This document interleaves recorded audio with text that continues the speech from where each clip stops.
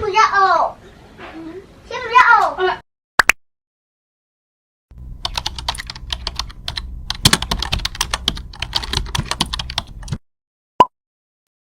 One, two, three. Hi guys. Nasi video je. Hi guys. Nasi video je. Cara ni terada. Nang pizza cancel tau ye kami. Hi guys. Nasi video je. Hello guys, welcome back to my channel. Ngasi ki video si di. Kung tau ba kubirak sani.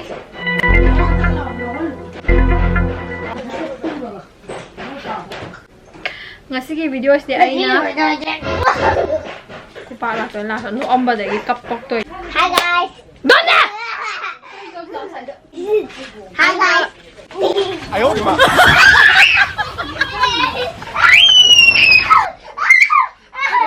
Okay dah. Pizza cancel tau ye.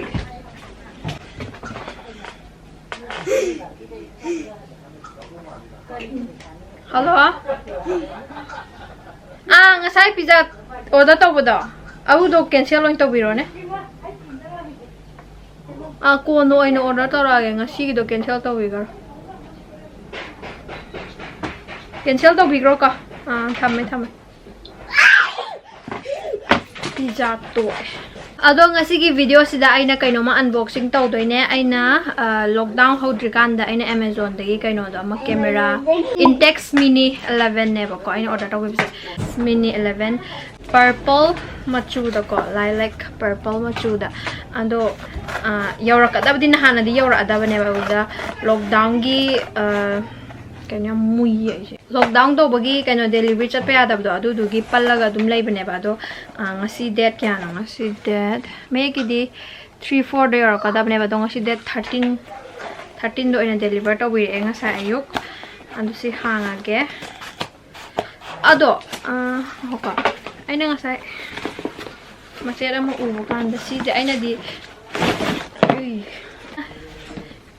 si aina Amazon dagi order tau bodi si camera masari khatang order tau bane ba aduga lakpadi mega pack oina lae ba mega pack ko mega pack ka dum sis kani ni kama mega pack ti nate ba ina order tau gri do ina sai check to mega pack ti nate but yorakpadi mega pack oina yore mega pack sida na kai moi accessories khara hap to ni ba ko aina tonga kaino do film do adu do order tau bani si sina film ji am dum tange akoi gi damang ta hire ga ti ko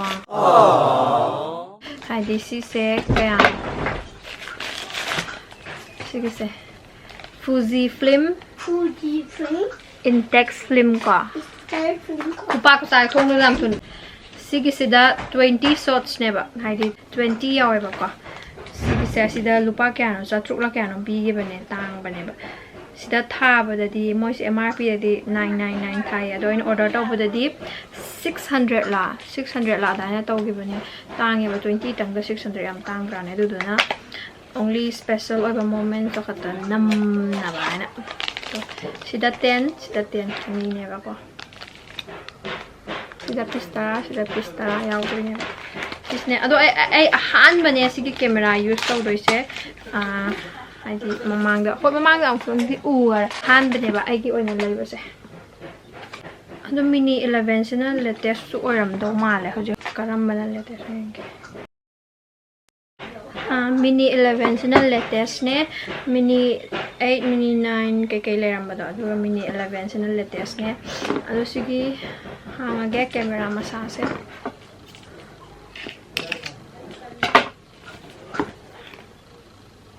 sida yaw rishing se ai di camera masadi khatang order to di gi bane ba to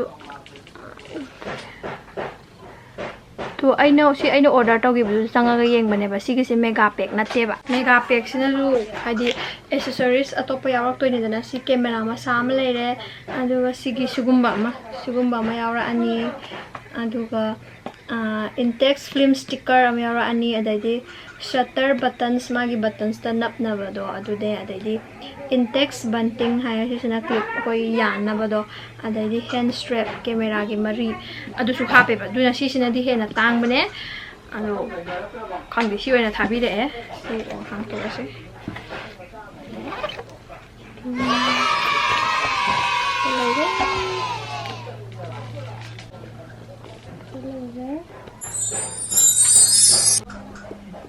ꯁꯤꯗ ꯂꯩꯔꯦ ꯁꯤ camera ꯃꯁꯥꯁꯤꯗ ꯂꯩꯔꯦ ꯑꯗꯩꯗꯤ battery ꯑꯗꯩ ꯀꯩꯀꯩ ꯁꯤꯗ half accessories ꯀꯩꯗꯨꯅ ꯁꯤꯗ ꯂꯩꯔꯦ ꯍꯧꯖꯤꯛ ꯍꯪꯉꯛꯑꯒꯦ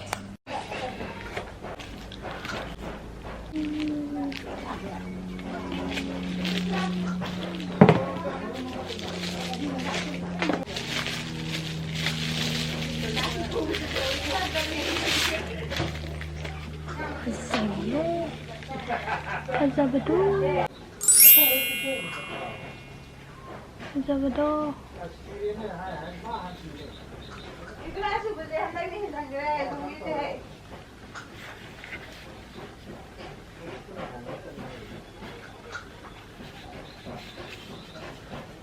फजदरा कलर सिना सेल्फी कापदा येंगबने सिगी ता हापिसे जगी सिदना मागी हैंड स्ट्रैप तो लेरे सी हपचे लगे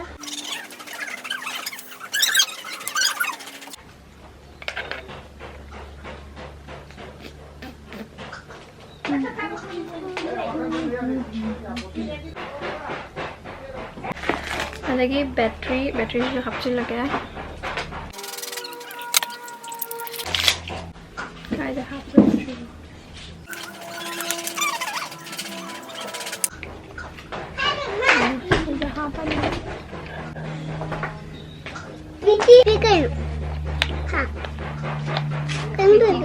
Hi, Roy.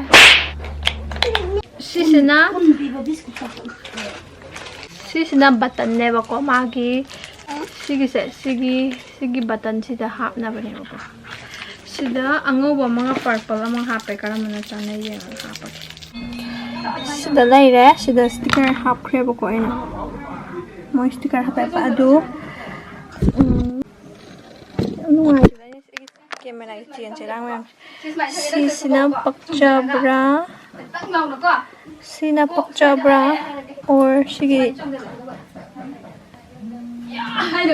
in text have it.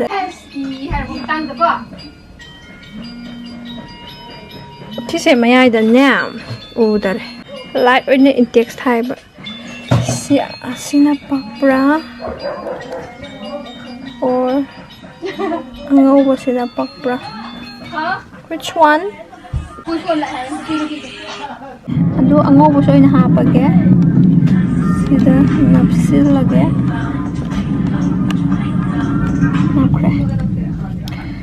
okay now what what shall I do?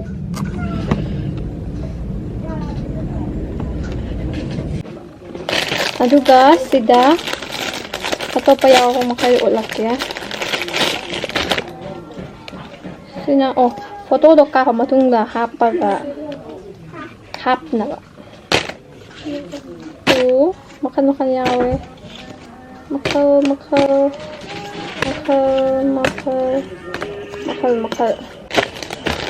Aduga sisina thawrida tawraga si clip singda.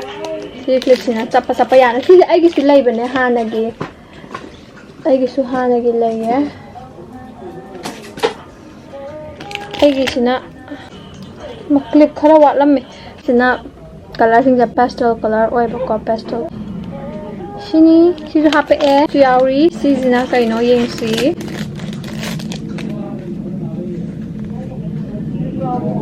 Sino sticker ne?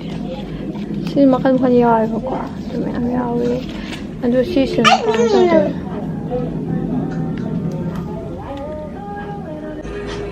Sida khangde yengas. Mathak tu da film de mathak napsana bo ramani.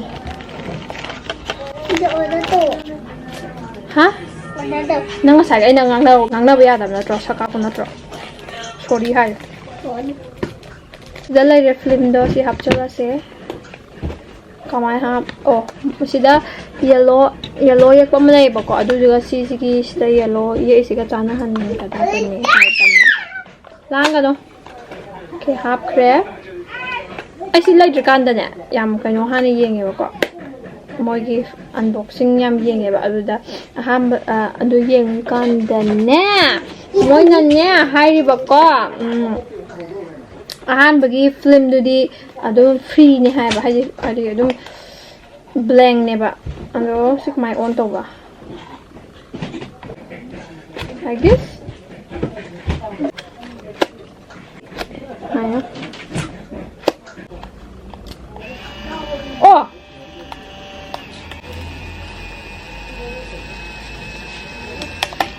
ni si han bagi free du ne si what take okay push it and it pops out and the light comes on to let you know that it's on. Okay, okay. Ado haji camera set test to bo oina pochai khara hana kap ke ado ulak ke. Jawi ro kana.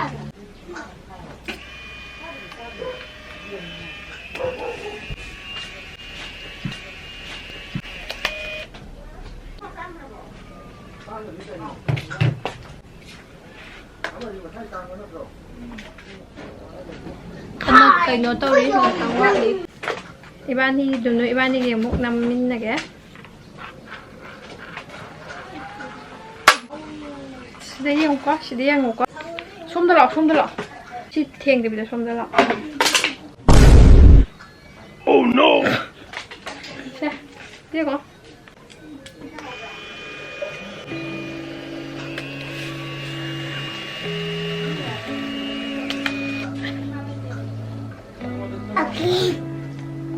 Singa tangay si ko. Aduga wala ko dong ngay si ko.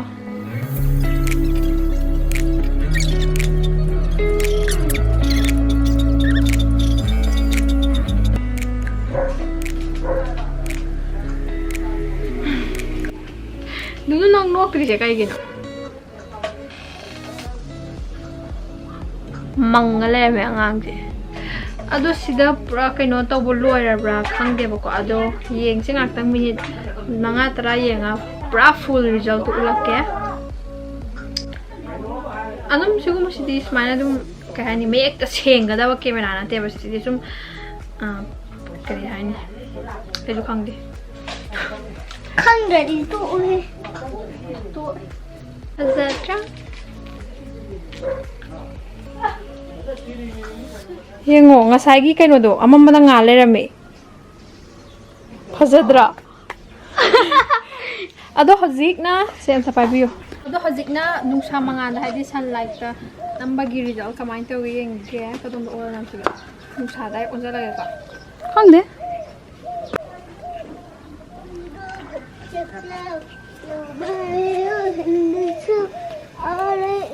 ikya ni oi tab na ha Hi baru ga. oh tap na ola kani ba khang ba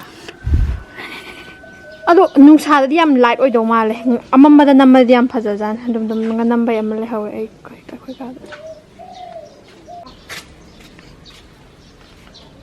hojik sida aina hojik na mo bu sing dugi peno lai re ko photo sing da sigi sina ngasai na han ba imong da namba do lo tuga siga se hadi imong manung da namba do imong da mai yam kana ngande na imong da namba habdi lo light da namba sina mai am senge aduga sisina nungsa da hoji martina hoida namu bodo sigisina maningi asang basing jidi phajana ui aduga aigi mai sing oksong mon gare na ton udre aduga sisina jowi se sisina mapan da namba ne ba mapan da namba sidi yam ngale flash light su thokne na aduga sini imong da namba ne ba blab kama da blab ani le ko adu amma muthalaga amma tang than ba da namba ne sisina Sida guntu di tu. sisina chap chai phajai du sisi yadre flop chale sidi karam khu yo bo khang bangam dre nungsa namba singse nungsa da namba singja ke hani phajadre ai nungsa da direct onjan bodi onjan ne ba sise andone do ai khwai favorite siga sidi khara focus mang sisina favorite si ani se adoni ꯑꯗꯣ ꯃꯌꯥꯝ ꯁꯤꯁꯦ ꯂꯩꯕꯤꯅꯤꯡꯕ ꯇꯥꯔꯒꯗꯤ ꯁꯤꯒꯤ ꯀꯦꯃꯦꯔꯥꯁꯦ ꯂꯩꯕꯤꯅꯤꯡꯕ ꯇꯥꯔꯒꯗꯤ ꯑꯗꯨꯒꯤ ꯑꯩꯅ ꯂꯩꯈꯤꯕꯒꯤ ꯂꯤꯡꯛꯇꯣ ꯑꯦꯃꯥꯖꯣꯟꯒꯤ ꯂꯤꯡꯛꯇꯣ ꯑꯗꯨꯗ ꯍꯥꯞꯄꯝꯒꯦ ꯑꯗꯣ ꯈꯪꯗꯦꯀꯣ ꯑꯩꯗꯤ ꯃꯦꯒꯥ ꯄꯦꯛꯇꯤ ꯆꯦꯟꯈꯤꯗꯕꯅꯦ ꯑꯗꯣ ꯑꯩꯉꯣꯟꯗꯗꯤ ꯃꯦꯒꯥ ꯄꯦꯛ ꯂꯥꯛꯑꯦ ꯑꯗꯣ ꯃꯌꯥꯝꯗꯁꯨ ꯃꯦꯒꯥ ꯄꯦꯛ ꯂꯥꯛꯄ ꯌꯥꯏ ꯂꯥꯛꯇꯕ ꯌꯥꯏ ꯑꯗꯨꯗꯤ ꯑꯥꯏ ꯗꯣꯟ ꯅꯣ ꯕꯠ ꯁꯤꯒꯤ ꯀꯦꯃꯦꯔꯥꯁꯤꯒꯤ ꯑꯩꯅ ꯂꯩꯈꯤꯕꯗꯨꯒꯤ ꯂꯤꯡꯛꯇꯨꯗꯤ ꯑꯩ ꯗꯦꯁꯀ꯭ꯔꯤꯞꯁꯟꯗ ꯍꯥꯞꯄꯝꯃꯒꯦ ꯑꯗꯣ ꯑꯃꯝꯕꯗ ꯅꯝꯕꯗꯤ ꯌꯥꯝ ꯐꯖꯩ ꯑꯉꯥꯟꯕꯗ ꯅꯝꯕꯗꯤ ꯐꯖꯕ ꯋꯥꯠꯂꯦ ꯌꯥꯝ ꯂꯥꯏꯠ ꯑꯣꯏꯕ ꯍꯦꯜꯂꯦ ꯑꯗꯣ ꯃꯄꯥꯟ ꯑꯣꯏꯔꯒꯁꯨ ꯅꯨꯡꯁꯥ ꯆꯪꯈ꯭ꯔꯕ ꯃꯇꯝꯗꯒꯨꯝꯕ ꯅꯝꯃꯗꯤ ꯐꯖꯒꯅꯤ ꯑꯗꯣ ꯅꯨꯡꯁꯥ ꯌꯛ ꯂꯥꯎꯕꯗ ꯅꯝꯕꯗꯤ ꯐꯖꯗꯦꯕ ꯑꯗꯨꯅꯤ ꯀꯔꯤ ꯍꯥꯏꯔꯤꯁꯤꯗ ꯍꯦꯟꯅ ꯑꯗꯨꯅꯦ ꯑꯗꯣ ꯉꯁꯤ ꯚꯤꯗꯤꯑꯣꯁꯦ ꯁ꯭ꯋꯥꯏꯗ ꯂꯣꯏꯁꯤꯜꯂꯒꯦ ꯃꯌꯥꯝ ꯅꯨꯡꯉꯥꯏꯕꯤꯔꯗꯤ ꯂꯥꯏꯛ ꯇꯧꯕꯤꯔꯝꯃꯣ ꯁꯕꯁꯀ꯭ꯔꯥꯏꯕ ꯇꯧꯕꯤꯔꯝꯃꯣ ꯑꯗꯨꯒ ꯃꯊꯪꯒꯤ ꯚꯤꯗꯤꯑꯣꯗ ꯑꯃꯨꯛ ꯊꯦꯡꯅꯔꯁꯤꯉꯁꯤꯒꯤꯗꯤ ꯁ꯭ꯋꯥꯏꯗ ꯂꯣꯏꯁꯤꯜꯂꯒꯦ ꯕꯥꯏ ꯕꯥꯏ I let them have it.